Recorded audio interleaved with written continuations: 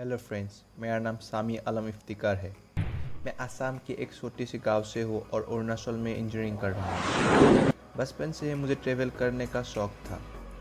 मुझे अपने गांव और इसके आसपास की जगह एक्सप्लोर करने में पसंद है। असम एक ब्यूटीफुल स्टेट है और इसका नेचुरल ब्यूटी के साथ कोई कंपैरिजन नहीं होता।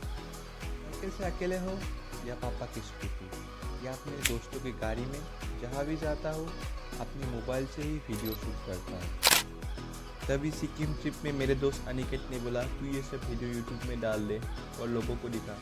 तभी से मेरा यूट्यूब जर्नी स्टार्ट हुआ। मेरा मानना है कोई जगह उतना ही सुंदर है जैसे हम उसको देखते हैं। मैं कोशिश करूँगा अपना स्टेट और नॉर्थ ईस्ट की हर जगह एक्सप्लोर करने की और आपसे रूबरू करने की। तो इसलिए इस वीडियो में देखते हैं कहाँ से मैं बिलोंग करता हूँ।